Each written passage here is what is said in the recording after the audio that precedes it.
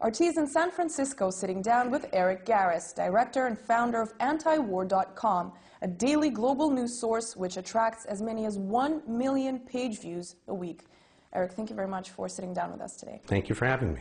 So my first question to you is, for those who are not familiar with your website, briefly, what is it all about? It's really the only place where you can go and find out what's going on with war issues. Especially in the last 2 years, there's been very, very little coverage of what's really going on in Afghanistan and Iraq in the mainstream media. How many wars, if we talk about just the United States, is America involved in right now?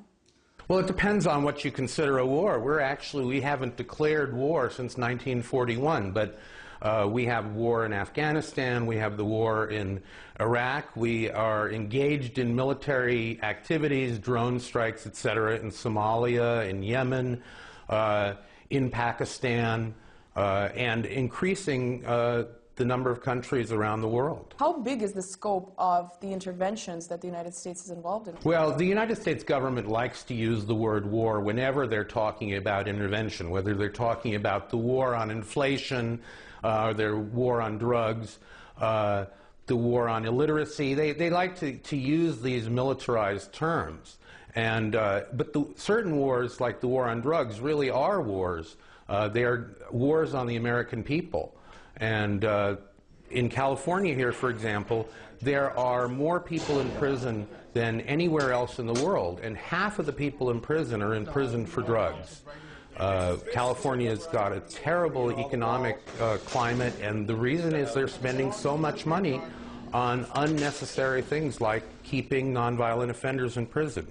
Now, you've mentioned that Iraq and Afghanistan are not really covered by the media lately. What is it that's not being covered at this point? Well, since Barack Obama was elected, we've seen a lot less attention to the wars. The anti-Bush atmosphere that was around, that was focusing on the wars, has disappeared, and now most people don't even realize that we still have 90,000 American troops in Iraq. We have over 100,000 troops in Afghanistan, and that number is going to be going up. They don't see that this is what's causing the problems with the economy. We're spending trillions and trillions of dollars of American money, and we're killing people, Americans, and killing people in other countries, and not accomplishing anything. Why do you think people have become more silent when it comes to these wars? Are they expecting that Barack Obama will actually put an end to them? I think that a lot of people assumed that Obama was an anti-war candidate, even though when he was running, he said that he was going to escalate the war in Afghanistan. He did promise to withdraw troops from Iraq, but it doesn't look like he's going to come anywhere close to his deadline for withdrawal of the 40,000 troops that he's pledged to withdraw, and he's planning on keeping 50,000 troops there for an indefinite period of time. I think that people don't realize that we are still there, and we are still there in force. Earlier, you mentioned the amounts of money that the U.S. spends on the war in Afghanistan, and many politicians say, oh, well, the United States has enough money to spend. We're spending more money on the wars in Afghanistan and Iraq and elsewhere than we lost in the economic collapse, than we've lost in lost jobs. If we got out of Afghanistan and got out of Iraq and brought American troops home and started focusing on domestic issues, we would have a much better economic situation. We do not have the money to just keep spending and spending. Your website often refers to the United States as an empire. Can you explain why? Well, the United States is a more modern type of empire. It's not so much mercantilist as ideological. We feel like we need to advance democracy, our brand of democracy, to all the other countries. And the United States is now trying to dictate to virtually every other country what they should do with their own societies and with their own people. And we think that it's none of the U.S. business. Now, you've actually said that none of the U.S. interventions have achieved their initial goal. Can you be more specific using the latest examples? Well, for example, in Afghanistan, our initial goal was to go after the people who committed 9/11, ignoring the fact that they were not planned in Afghanistan. They were planned in Germany and Britain and the United States. But even so, General McChrystal, who's just been ousted, said recently that he doesn't think there are any al-Qaeda members left in Afghanistan. Yet that is the reason that most Americans think that we're still there. What happens is they sell it for one reason, just like they did with Iraq. It was weapons of mass destruction. But once we got in there, the reason for us being there changed.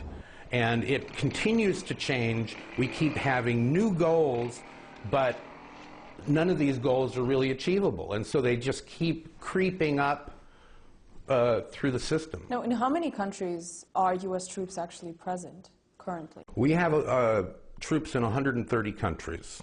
The current regime in the United States feels like it needs to run everything, that if they do not tell every country what they need to do and use both the carrot and the stick approach, that they are going to lose their influence. It's 130 countries. There are thousands of bases.